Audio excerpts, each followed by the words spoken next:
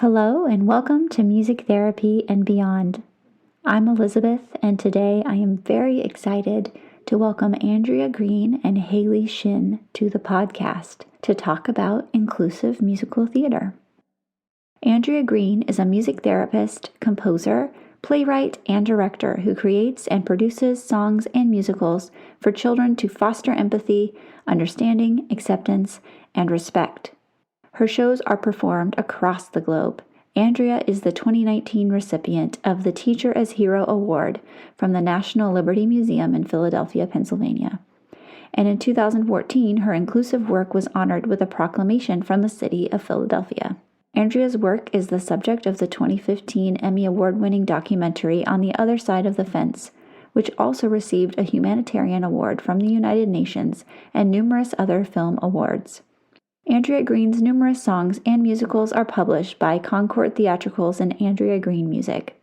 She worked for 40 years as a music therapist at the HMS School for Children with Cerebral Palsy in Philadelphia, Pennsylvania, and is now uniting diverse groups of children around the world with her Under the Moon song project. Andrea has a Bachelor of Music degree from the University of Miami in Coral Gables, Florida, and a Master's in Creative Arts Therapy from Drexel University in Philadelphia, Pennsylvania. Haley Shinn is the co-founder of Music Therapy Made Simple, an online resource community and supervision source for music therapists.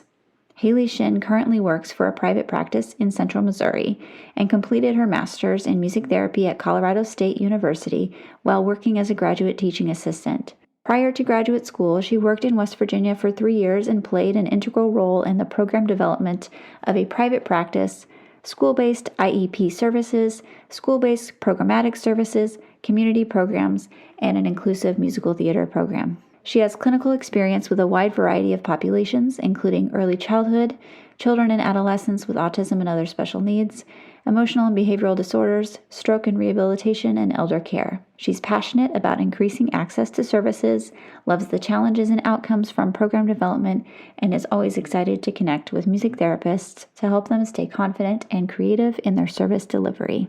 We can't wait to get to this episode. Let's go.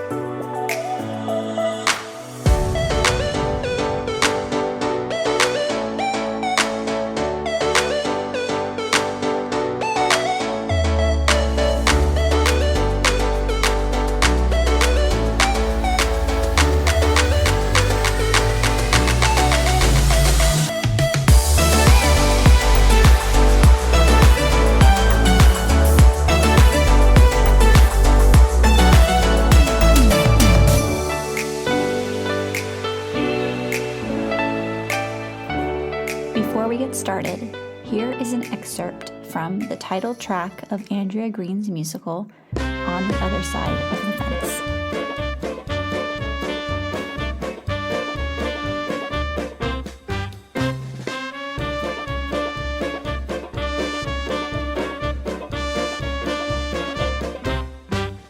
On the other side of the fence, on the other side of the barnyard fence, another farm from the one I know. It's still a place that I'd like to go. On the other side of the fence, on the other side of the barnyard fence, another world from the one I know. It's still a place I'd like to go. Animals eating, drinking, sleeping, when the day is almost through. Animals working, playing, doing what they like to do. Learning things from day to day, growing up in different ways. Maybe I should take a ride over to the other side.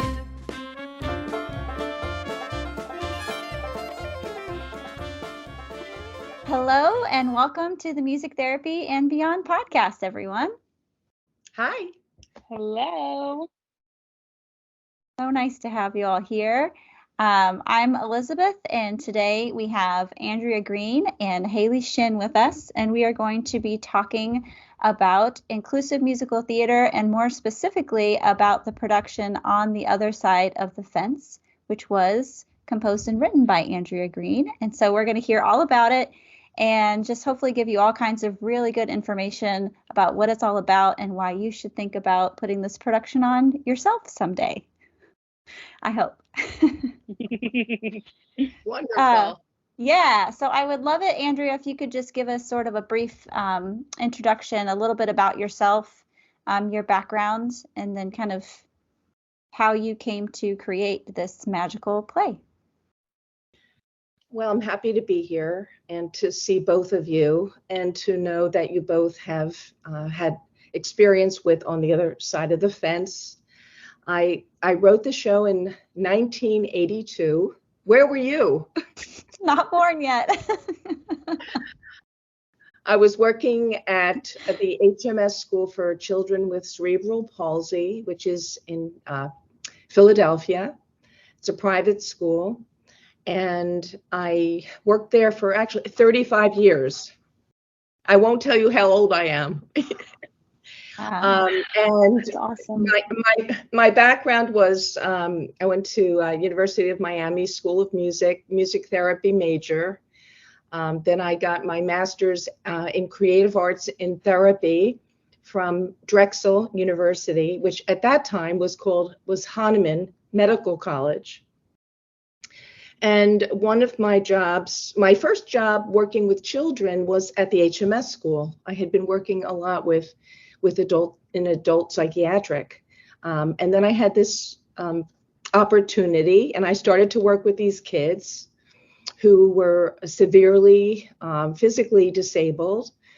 And the school was looking for a way to partner with a school with kids, typical kids, a private school called Germantown Friends School, because both places wanted a way for their children to have a different experience than just with their own school. And I was, I'm trying to really condense this, but I was sitting at a meeting, and where teachers from the school, the HMS school, were saying that they did not want children to come into their school and to kind of patronize their children, to bring them gifts and to kind of do something for them. They wanted something that would be a mutual experience. Something had already been tried at the school, kind of a recreational activity that didn't go over so well. And as I was sitting there listening to the teachers saying, like, we don't want to do this anymore unless it's going to be something that's really going to be valuable to our children. And I was sitting there and I thought, I don't know why, but On the Other Side of the Fence popped into my head when I was sitting there. And I thought, maybe I could write a musical. Oh my gosh. And I raised my hand. I'm the music therapist here. I think I had never written a musical before. I had written songs. And I was probably 28 years old at the time. And I said, give me a chance, give me a couple of weeks. I have an idea. And I went home and I just wrote the show. It just poured out of me. I was so inspired, and I really felt that that I could create this framework that would allow these two groups to come together.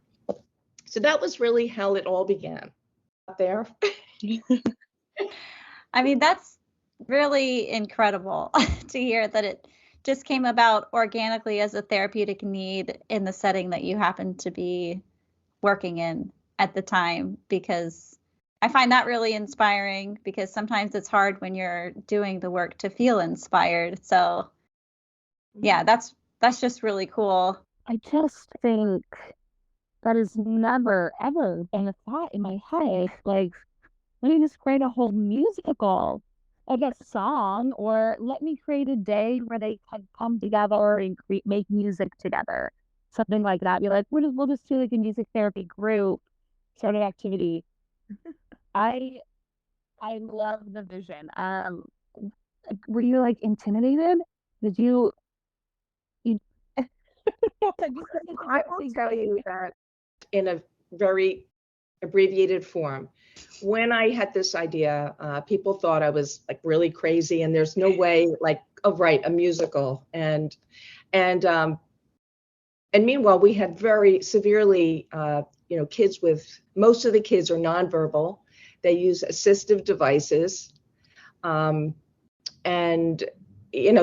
to partner these children and how they were going to sing. And I didn't realize, after I wrote the musical, I realized that I could improvise, I could adapt this to whatever these children, both groups of children, using assistive devices, the assistive technology. I see that you did it with this production. I noticed some computers, things like that.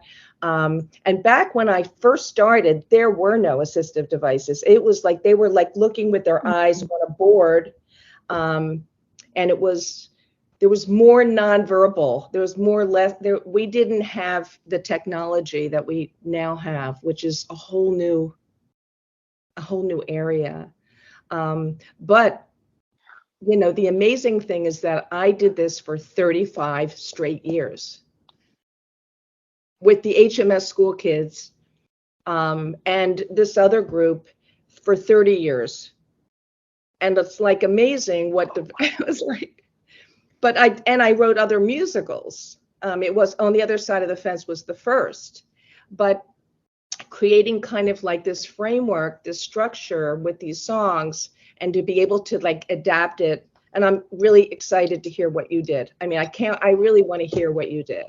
But that's just kind of like how it started.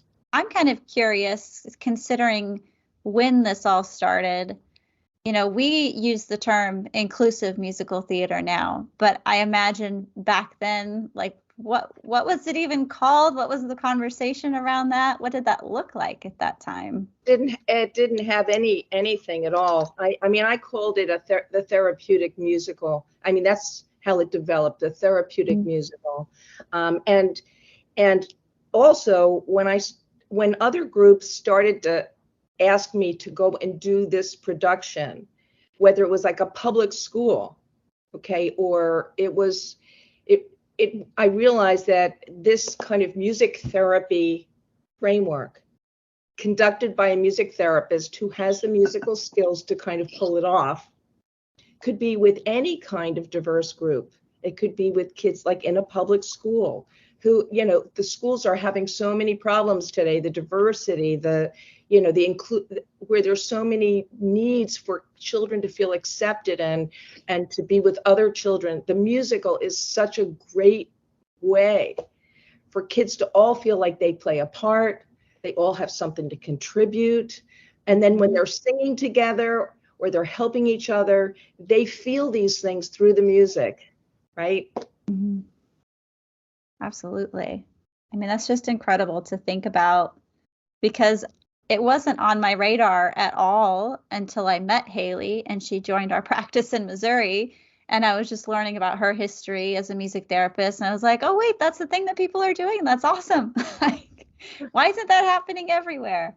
So whether she liked it or not, I was like, this is happening. You're teaching me how to do this. I don't care what we have to do to figure it out. I want to understand what this is, and I want to make it happen. So I think it's come a long way, but there's still, I think, a lot of people who have no idea that musical theater isn't naturally inclusive as an environment and a setting. And it's not something I think that we all think about. I think that this is where the music therapist really has a purpose. A music therapist that has, the musical skills, the therapeutic skills, and where they're able to do something.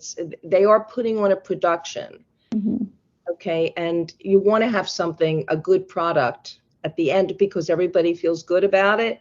But it's like the process that you go through, and only a music therapist. Well, look, there are theater directors that have these skills. They work with children and they, all the kids have a part.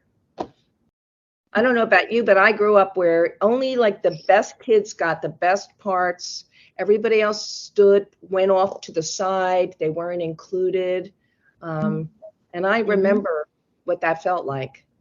I did not like it because I knew that I had ability, and I was shy, and when I'd get up, it was like I couldn't do it.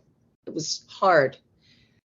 And I wish that somebody at that time had said, Andrea, do something supportive to me to give me that confidence, right? And it's not always about what happens along the way that really means so much, right? I mean, music therapists, really, this is just an area that music therapists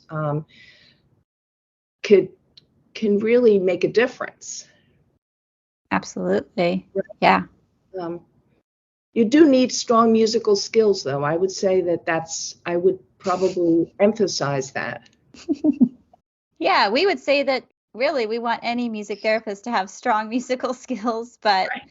I think certainly with musical theater, there's a separate skill set within that in terms of proficiency that would certainly be preferred if you are going to be leading the charge with that, or you would want to surround yourself with people that really had really good accompaniment skills and they were able to pace and adapt. And I think that's why we make a great team as music therapists for this production, because we all have different skills and area of expertise. And so we brought all of that into our production, and we teamed up with a Disability Empowerment Foundation who brought all of their expertise and what they know about working with disabled children and making sure everything's accessible and that we're really providing appropriate supports and accommodations with every experience that we bring.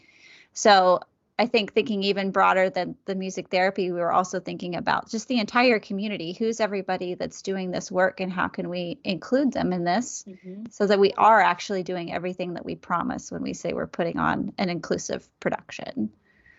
Right. And another thing, that I would love to talk to you another time, but is the impact that it has on the audience. I mean, there's the whole thing that how each child is involved and what their experience is, right? But there's also what the impact is on people who experience it. And I think there needs to be more like research on that, or when I think of 30 years that these children sitting in the audience as they went through 1st through 12th grade, every year they saw this production, it absolutely changed their way that they thought about people with disabilities. Absolutely. Because they got to see it. And the public needs to see it, right? I want to hear about your... Yeah. I mean, I really want to hear all the details of that first production too. I feel like we all want to know all the details of everything. But I wonder if maybe this would be a cool time to have Haley speak about her first time putting this production on, and then maybe talking about doing it again and what that experience was like, because it's totally different for Haley than it is for me. I had the wonderful pleasure of putting this on in West Virginia through their Center for Excellence in Disabilities with at the time, Katie Martin and Nicoletta Champa and Dina Register. And it was so fun. I don't remember how Katie was the mastermind behind all of the program there. We called it, in West Virginia, we called it Dreamcatcher. So she was just like our truly like guide in all of this. And somehow got connected with you, found this show, told all of us, I've got the perfect show. It's going to be amazing. And we got the music, started listening to everything, and was truly like, oh my gosh, it's going to be so fun. The program itself looked very different from what we have here, but it was very fun. One of the biggest differences between the two programs is over there in West Virginia, we partnered with the Occupational Therapy School, and students did a practicum with Dreamcatchers. So they were placed to help support the cast as they worked on stage. That was cool. It was so cool. I really liked seeing that, because I that was something I had not thought about before, about their occupational students being part of the show. that was a great idea. It was very cool. That was probably a Gina idea. Some of her big idea and beautiful things that she does. And it was unique too, because you think like these college students are gonna like teach them what to do sort of thing. And it's like, no, you're not there to teach them. You're just there to support them and to sometimes remind them like that we're paying attention. But seeing them change and adapt while working with the students, where the students are a little bit shy. And so like the cast is a little bit shy. So now the OT students have to maybe try and come out of their shell, because a lot of them like singing and theater and being on stage is like not their jam. That's not why they got into OT. Like maybe they've never done it before in their life. So it was a cool dynamic being able to see both sides of that, of like the growth of the people in the cast who the program was really intended for, but also the changes in the OT students and just how they interacted with one another and with the cast, and like being on stage and like having to like smile on stage, put on like all those stage. Right. How did the students in that production relate to the story? On the other side, the fence and the two pigs, what did they have? Were they able to understand it? Yeah, the children that were in it. Yes. Yeah, I would say they absolutely understood it. Mm-hmm. At least, definitely for the most part. Mm-hmm. And I think what makes it really helpful is like having the visuals. So if you're listening to this, you're like, what are you guys talking about? The premise of on the other side of the fence is that there's two farms and they're separated by a big fence, and they don't talk to each other because the other side is different. The other side is bad. The other side, like they're just something else, and we don't have anything to do with them. And now an excerpt from the song Mind Your Own Business. Mind your own business, stay over here. Stick to your own farm, is that clear?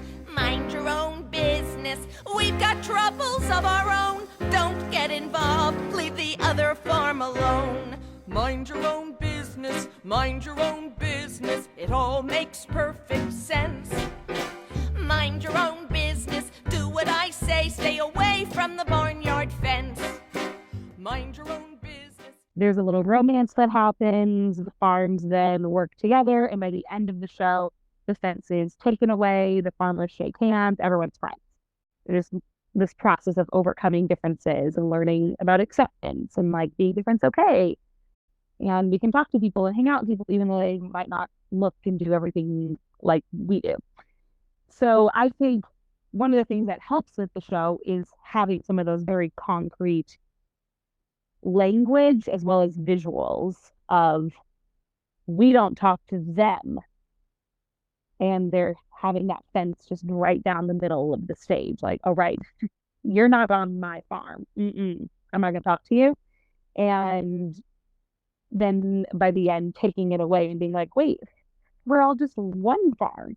So I think there's a lot of things naturally worked into the show that help the cast and the audience and everyone just like understand like what is happening here.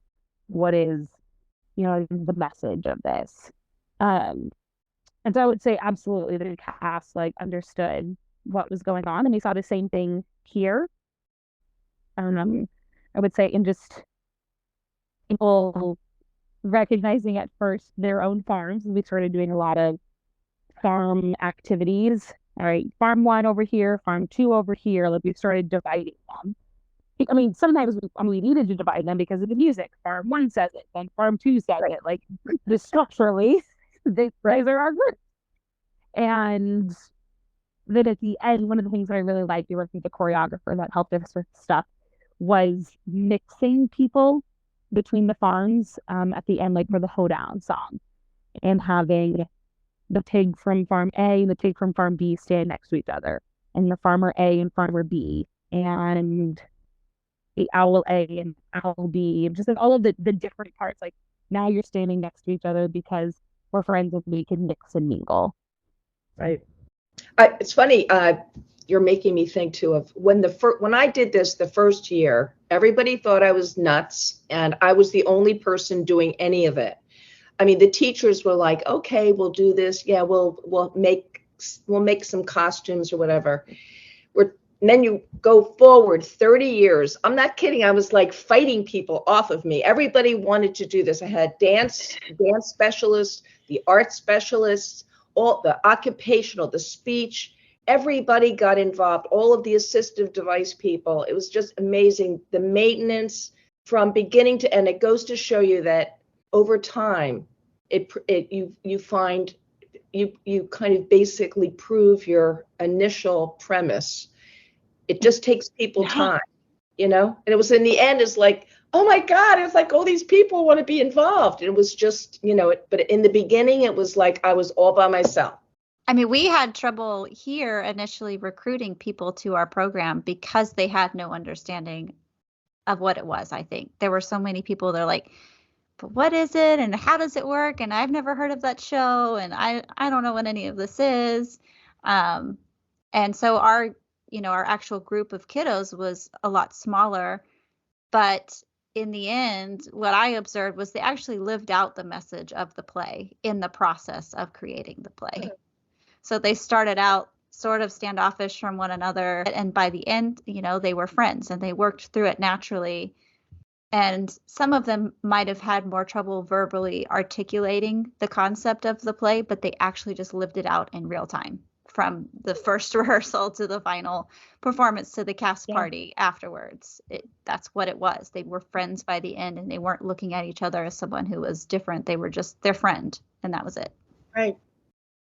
That's so important. The other thing along those same lines, and I've had this conversation so many times with the art person, that, a lot of people, the teachers or even the parents, they want to see the kids do something, just do. And a lot of the children I was working with, they were, in wheelchairs, nonverbal, but very much involved. But you couldn't see it that much. You tried to get them as involved as much, hit a switch and make the sound of, an animal sound, or sing the line of the song or whatever. But I kept saying, that we have to realize, and even telling the audience this, that just because someone is not doing something, actively showing it, does not mean they're not actively involved. Just a lot of those changes and recognitions is really powerful. Like, we get to see a lot of the change over time, obviously. We see them day one all the way through to the end, and we see how they come in and they're like sitting by themselves and they don't want to talk to other people and they're shy, or they're just wary because it's different and I don't know what's going on here, and I don't want to hurt their feelings by asking a question, or I think they're kind of weird and so I don't want to go close to them, or just whatever their brain is saying about these things, or I just don't know how to interact with someone that looks that way, and just all of those pieces.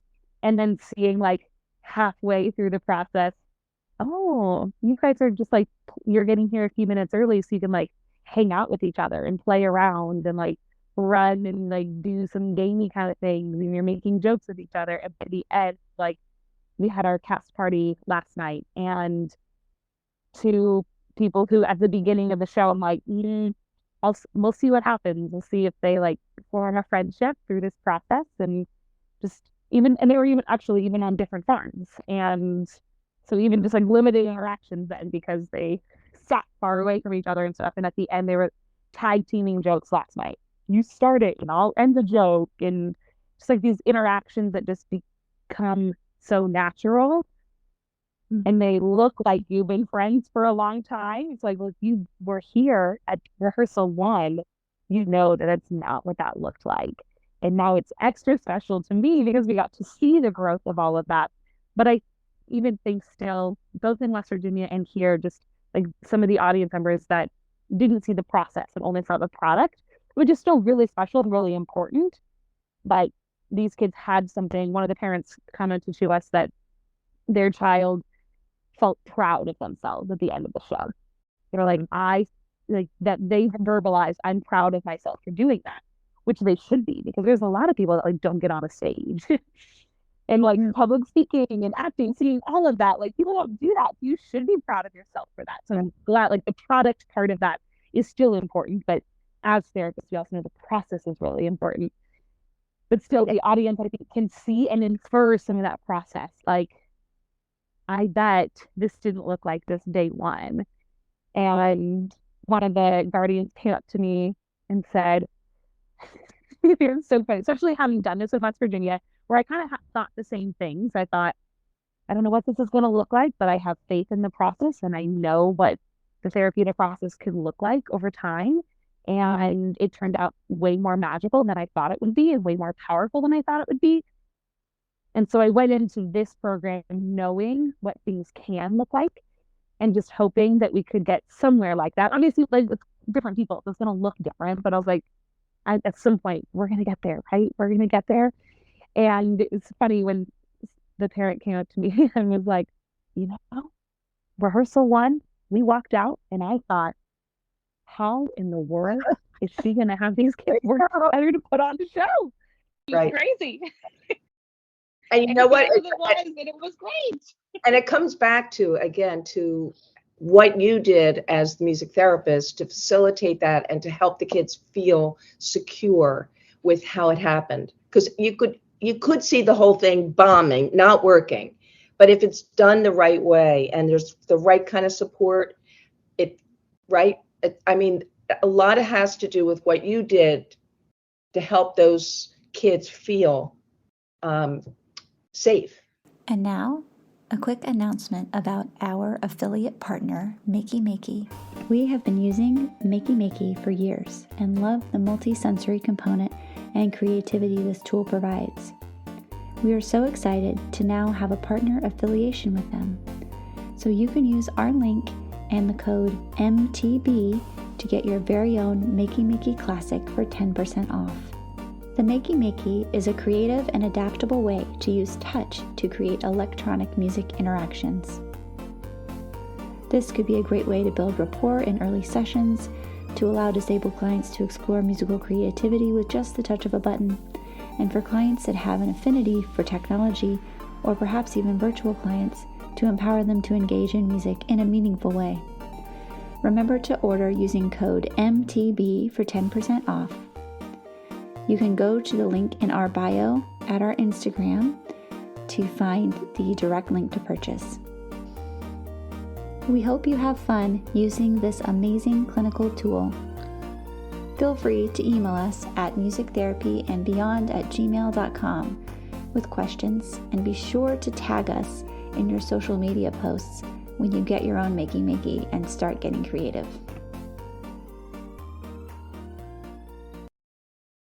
I mean, a lot of has to do with what you did to help those kids feel safe. Yeah, for sure. I think that's one of the aspects of musical theater as the medium for this therapeutic work, is that because of the boundaries around it, because of the structure of the music, and knowing that there's things that we can put into place to help everyone be successful in their own way, that creates this sense of safety where they then go, okay, I can do this.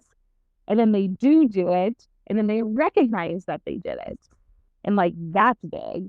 And in a large scale too. Because sometimes we put in a lot of those processes within like a one-on-one session where they learn how to play the ukulele, or they learn the song and the piano, which is like maybe a little more like similar to being in a musical. But the big act of like being in a musical and performing in front of a large audience, it's like a really big feat.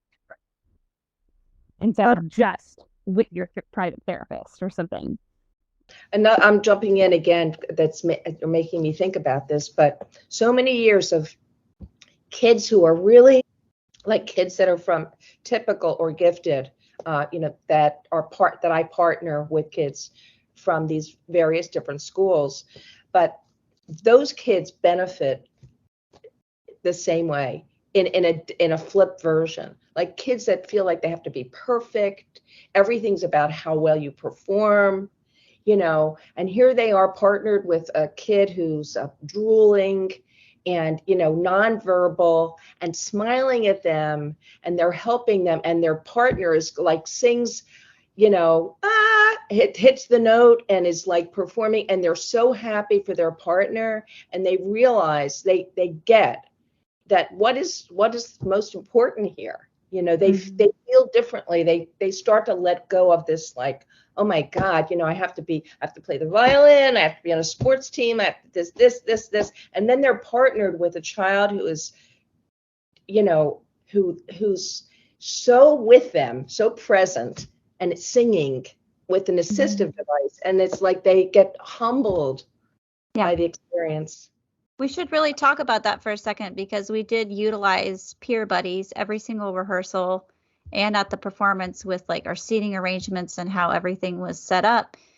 And that was a big part of the success of it, at least in Columbia. I'll let Haley speak to West Virginia, but the typically developing kiddos that were in the program, or ones that just were naturally a little more confident and comfortable, were paired with kids that we knew would need that little bit of extra support and encouragement to really embrace their role and to try their best, and that peer would be able to kind of model, this is what it looks like to do this part and to say this line and to sing this song.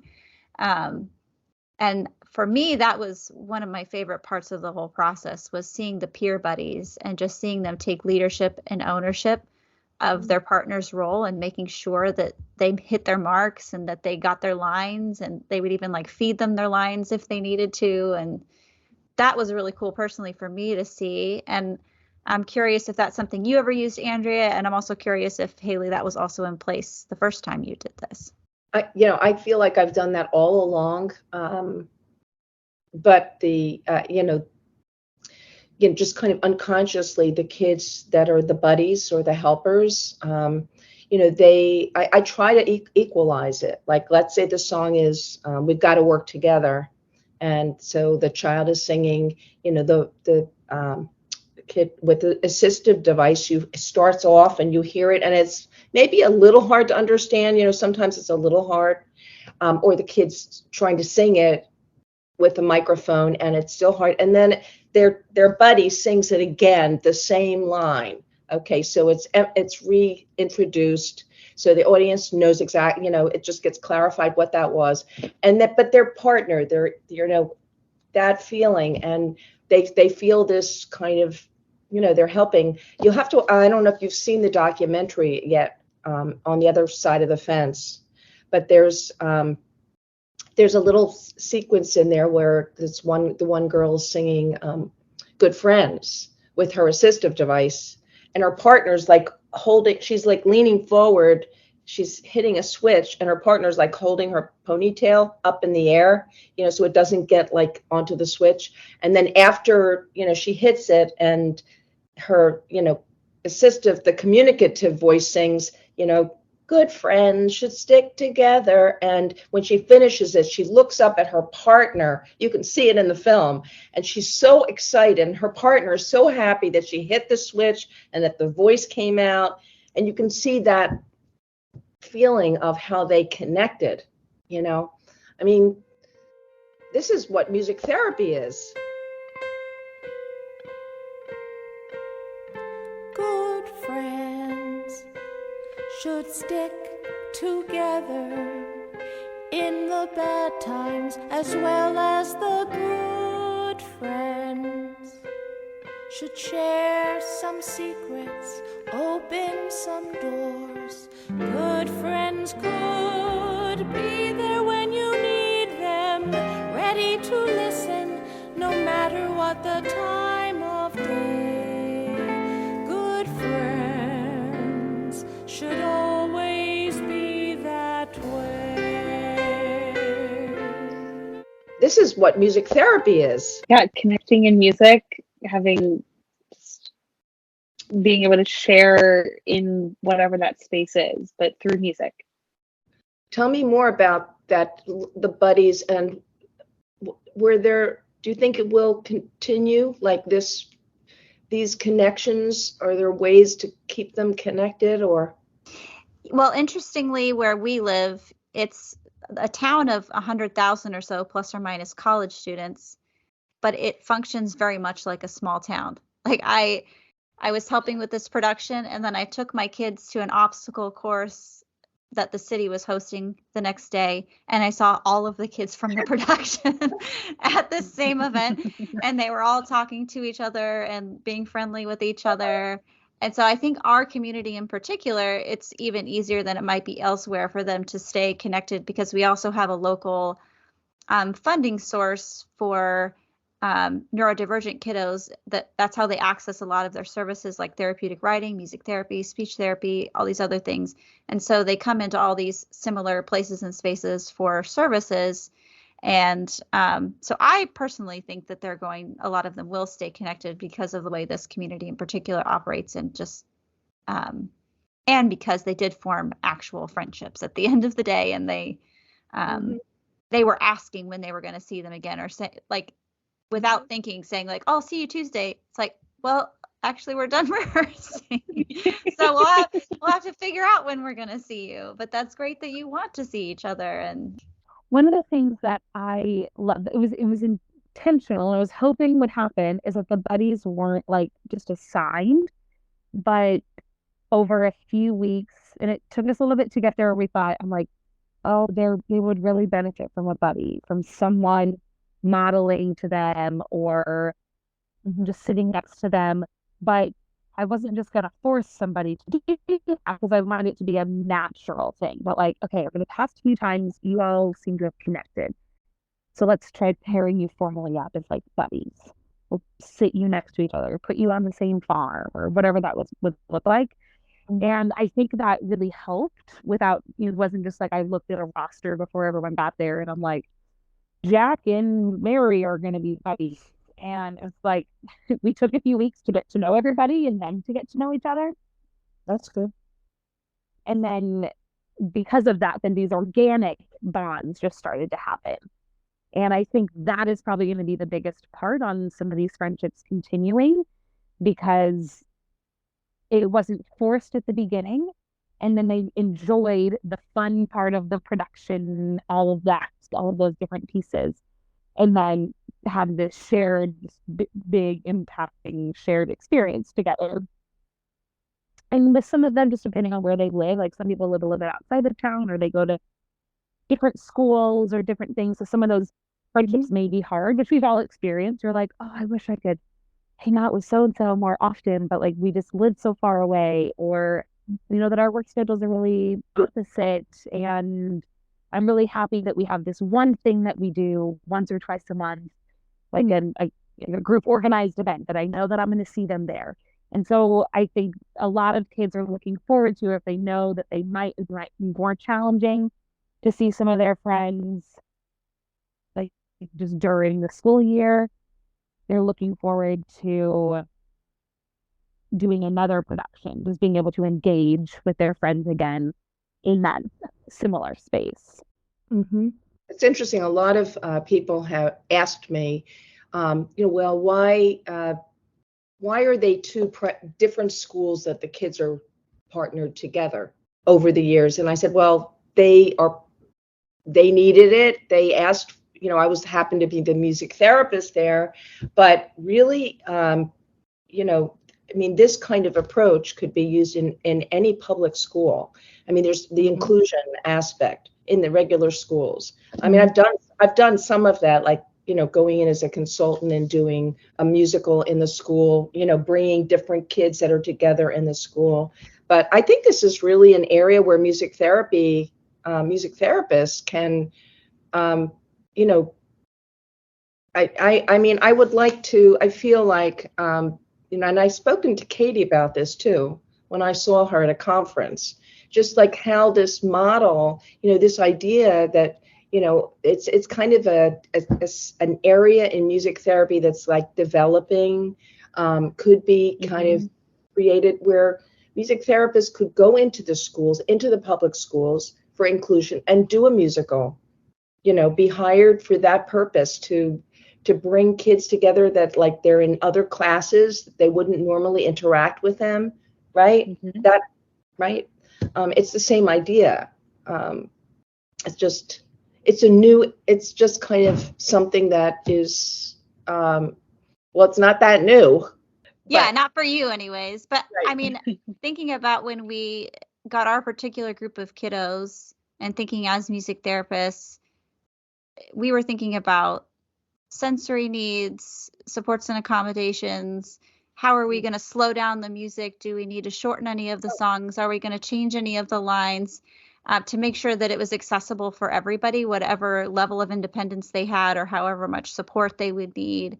And it was so interesting to me, you know, a couple of the parents of the kids who had needed higher levels of support had such lower expectations for what their child was going to do in the play. And we're surprised at how much we gave them to do. And we're like, well, we want you to do everything that everybody's doing. Like, we want to figure out how to have you be involved the entire time, not just, you know, one line on your device and then you disappear at the back of the stage for the rest of the performance. And in a moment, it made me sad to think, oh, that's unfortunately probably what they're used to, is being told that this is how much room we have for you. And this is how much we can give you. Whereas in our program, we started in a very different place of like, we want everybody to have as much as they want. If you want to dance and you're in a wheelchair, we're going to figure it out. If you want to have lines and you have to use a switch, then we're going to figure that out. We didn't have anyone who needed Braille, but if somebody had come to us with that particular need, then we would have also figured that out for them and made sure that they had access. And I think as music therapists, that's a big part of our training and expertise, is we're always thinking about all of that and making sure, like, it's my job to make sure you can be successful. It's not your job to have to advocate for your own needs in terms of supports and accommodations. Oh, that's so important what you just said. And did you have did you have a pianist, or did you play the piano? How did you handle that? Piano. We used recorded tracks for our production. Oh, I was worried about that too, because, you know, when I heard, of course, you know, creating those tracks for me was very expensive at the time. And I think some of them feel fast to me, like on the other side of the fence. When I heard it in Virginia, it was like, wait a minute, it's too fast. But, you know, I was like, there needs to be a pianist behind this. But did you feel like it was fast? Yes, there were definitely songs that were too fast, but we got, because we pivoted for, I think we used a live accompanist for some of the stuff in West Virginia, but here we ended up doing a summer program instead of a school year program, and things were condensed, and it just kind of felt like things went by really quickly, and so we really had to like put things together fast, get to know the cast, put everyone in a role, everyone learn all their parts, put it together, rehearse it enough times, perform it, just like, oh, we've got a lot going on. And we would have liked to have a live accompanist. It just wasn't going to work out for this production. So we were just kind of forced into using the recordings. But if anyone who is listening doesn't know about this, this is one of my favorite tools that costs about $15. And it's just the app, the Amazing Slow Downer. Oh God, I need it. Yeah. And I seriously think I paid $15 for it. It's like a lifetime subscription thing. I'm fairly certain. Maybe it's a year. Oh, maybe that's what it is. But even so, I would pay $15 a year for this thing. Right. And it inputs, because one of the challenges of if you take a music and slow it down is it changes the pitch of things. And the app doesn't change the pitch. Oh, wow. It keeps everything in the same pitch. The voices sound maybe just a little bit off, but all the rest of the accompaniment and instruments like don't. So that's what we were able to use. Like for Tattletale. Tattletale was very fast. We get it. Tattletale. I know the words are solid. I'm stumbling over them. But I really try to pull it down. Right. Because I really think that, I would probably, recommend to music therapists to slow down the tape, but use it for teaching, but not for the show. I really think that using a regular live pianist, of course, I would like in my next life to coach pianists, because last week I saw a children's musical, was not mine, but the kids were so good and the pianist was so bad. Just was weak. And the poor production, you had like 80 kids singing Do a Deer, and the pianist couldn't play it. But a really strong accompanist, who's almost like a music therapist in a way, who can like follow. But using the recording with like kids with assistive devices, I think that's really challenging.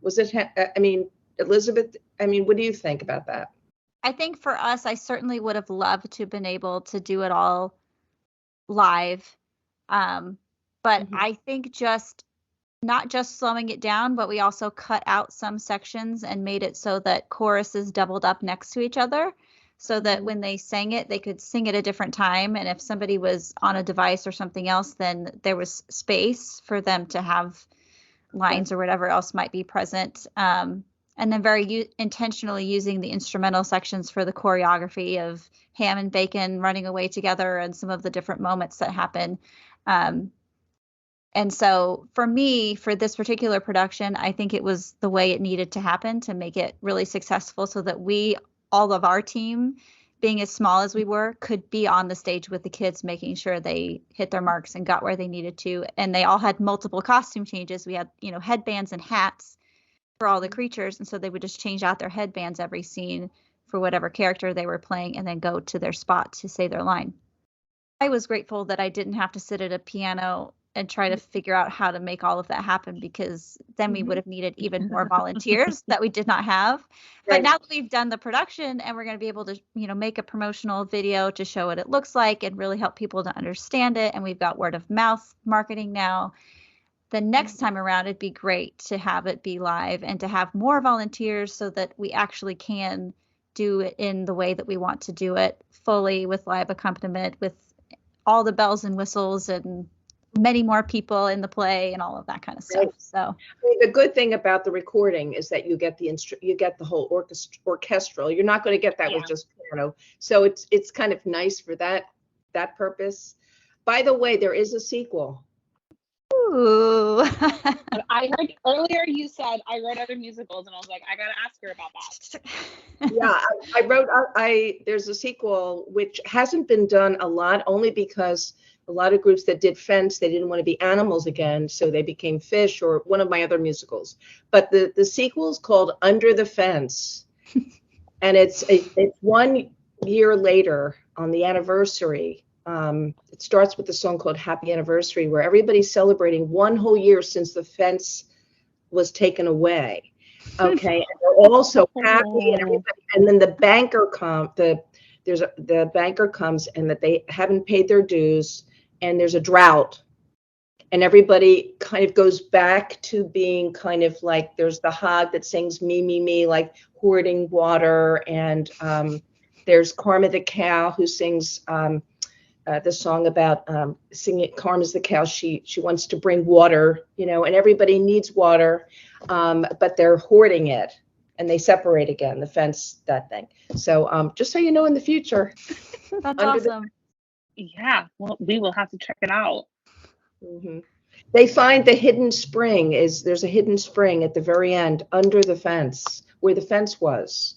Oh. So riding, and they find the hidden spring, and then of course at the very end, it starts to rain, and they sing Golden Rain, and it's a happy ending, and the fence is able to go away again. Yeah. I do want to say, before I forget, about you specifically and the plays that you're writing, having only experienced the one. Obviously, now I'm going to look into all the others. Mm-hmm. The music, I was personally nervous about it at first, knowing that I didn't know it, and that then I had to teach it to someone else while I was learning it, which music therapists do have to do that on the daily, when it's like, oh, you want this song, and I don't really know this song, so we're going to learn it together. But it was so catchy. Like, the music is fantastic, and it was such an earworm. By the end of rehearsal, you would be leaving, and you would be singing On the Other Side of the Fence, and like doing the actions. And everybody that came to the show, like one person that I know hadn't been at any rehearsals, hadn't heard any of the music, and he was like, the music is amazing. I love the music in the show. I was like, yeah, it's really cool. And I didn't know what it was until we did it. So I think you did a really great job with creating something that, kids that are used to doing Beauty and the Beast and Charlie Brown and, these 5 or 6 shows that all children's theaters tend to put on, it's really cool that we got to do something so unique, but that also had the same qualities as those other musicals where you're leaving singing the song, whatever it was that you heard, the main theme, or the song at the very end. So just very cool. Thank you so much. Thank you. Well, I have 12 musicals, so you have plenty to choose from now. Once I got started. That's awesome. Yeah, Yes. We're definitely going to be looking into that. I'm very grateful that, both of you have done my musicals, my shows, and, being, there's that side of me where there's the music therapist side of me that feels like I've been, trying to, express how this approach is one that could be very good for music therapists. And then there's the other side of me, the composer side of me, that says that these musicals, or that can be, could be in a regular music class, type of thing. I mean, it could be any children really could do these kinds of things. So I'm really just trying to think. I've been talking to Barbara Wheeler, who I was her student for my internship. Barbara Wheeler. This is back when I was 25 years old. And then my friend Cindy Briggs. I don't know if you know Cindy. She was the head at Marymount College. She just retired, but I've been talking to them about how can this get developed more further. Even I spoke to Katie about this a little bit, how to take this and how to create more of a model that, let's say, university students could learn, or you know what I'm saying? Maybe you could help with this, how to make it a more formalized way of where students could learn this approach. Yeah.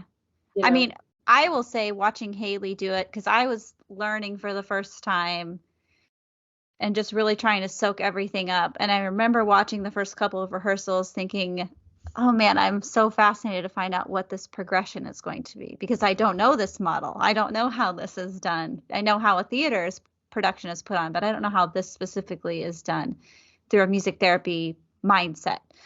And an inclusive mindset. And so it really does need to be researched and documented and developed, because, the first couple of weeks we were doing a lot of almost like music therapy sessions, where we started with a greeting. We did some movement and sensory regulation. We moved into dancing to one of the songs with scarves. And then towards the end, we were starting to learn one of the songs by rote, just in pieces, a little bit at a time.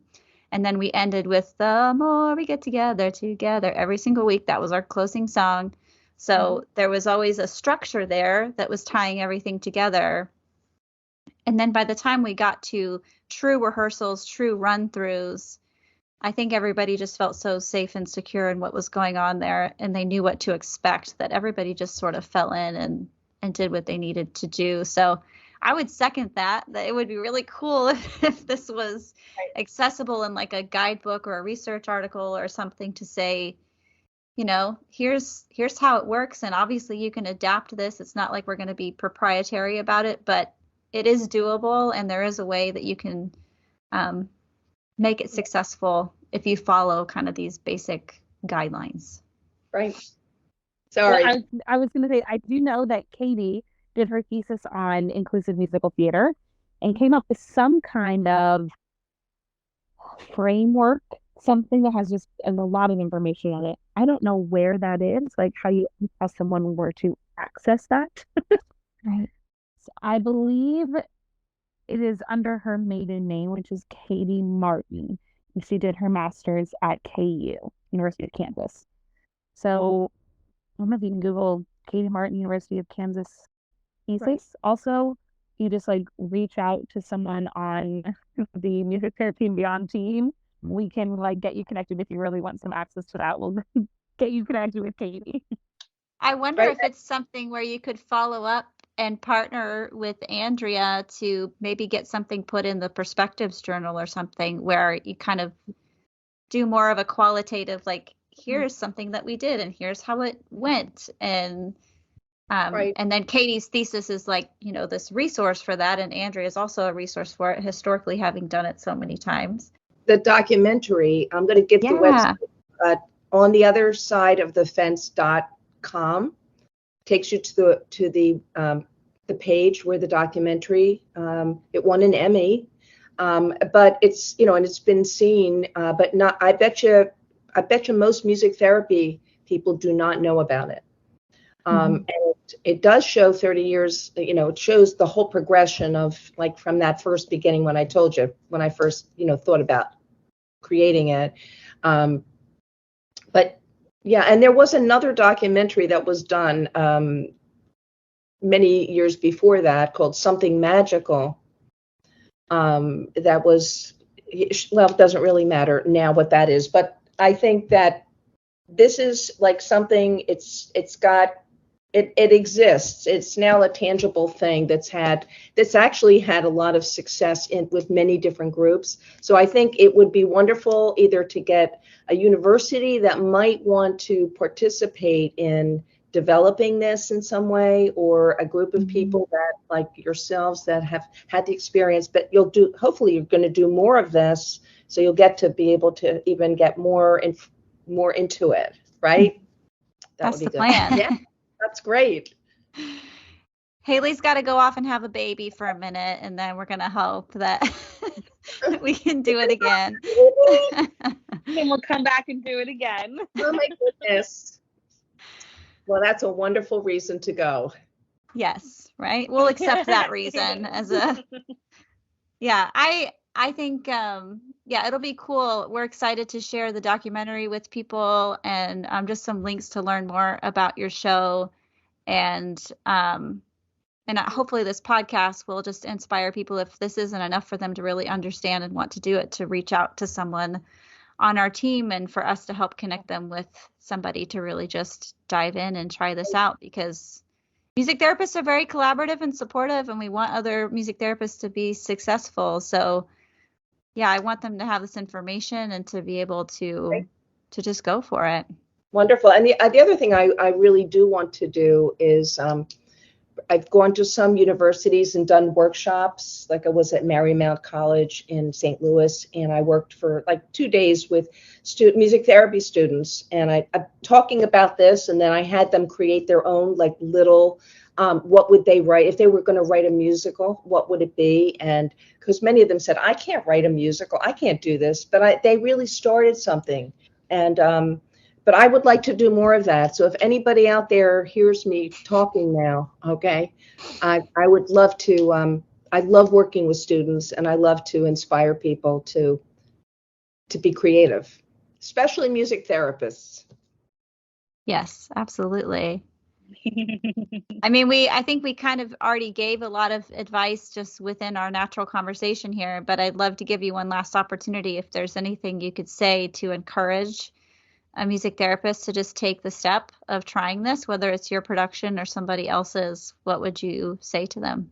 I would say that to not be afraid, to grow and expand their skill. We all get stuck in our own skill level, and we think that, we can't, somehow it's hard to get out of that, to realize that we can be more creative. We can not just play in the key of C or the key of G or the key of F, which is mostly what I play in. But we can go further, with our skills, to not get stuck and not be afraid or think that we can't do it. So I would say that first thing is to tap into your creative self and to be your own, cheerleader, to realize that if you need to expand. The more you expand your musical abilities, the more possibilities there are for you. And I also, the next thing I would say is, and that would include like improvisation. A lot of music therapists don't realize that they're afraid to improvise, but it's really not that hard. I would love to do workshops on that too, because I would have people improvising like right away. The other part is just the whole psych aspect to this. I would say that, expanding courses in school and just kind of how do you lead a group? You both talked about this too. When you're with a group of kids and you've got all of these different kids with all of these different needs, and you've got parents and everything, how are you as a music therapist from a psychological point of view? How do you handle that and then integrate it into the musical experience? It's just really interesting. But I would say psych, know what you're doing, and then also be the best musician you can be. I think that's great advice. I wonder, Haley, if you would have anything to add as somebody who's done this a couple times now. What would you say to encourage somebody? I would echo Andrea's first comment of just do it and add in. Andrea, I can't imagine the first production of this, and it seemed like you were very solo on all of it, because my next piece of advice would be to find a wonderful team to support you in that. So you don't have to worry about all of the pieces. You can delegate some of those and have people in just different roles to support. You can do it by yourself, but if you have help, I think it'll make the whole process for you to feel better. We've got to work together. Yes. Yes. We've got to try. Right. Yes, that's fantastic. Well, thank you so much for taking the time. I'm just so thrilled that you were willing to have this conversation with us, because it's so timely. We're just fresh off of the production and still feeling all of the excitement from that, and in the process of reflecting and debriefing and thinking about, okay, when we do this again, what are we going to do the next time? So this has been really informative and helpful and inspiring for me personally to just have a little bookend on this experience for myself, to really, just wrap this up in a really pretty bow and get excited to do it again in the future. So thank you so much for being here. I can't wait to see some of the video and some photos, and to see what's in store for you in the future. Mm-hmm. Good. Thank you so much. Yeah. Both of you. Absolutely. Thank you so much for tuning in. Don't forget to subscribe so you never miss an episode. You also can purchase digital downloads of fantastic clinical resources from our shop at musictherapyandbeyond.com. For Patreon users, all patrons of Music Therapy and Beyond get access to exclusive resources, shop discounts, and more. Have a great day. We can't wait to connect with you on one of our platforms.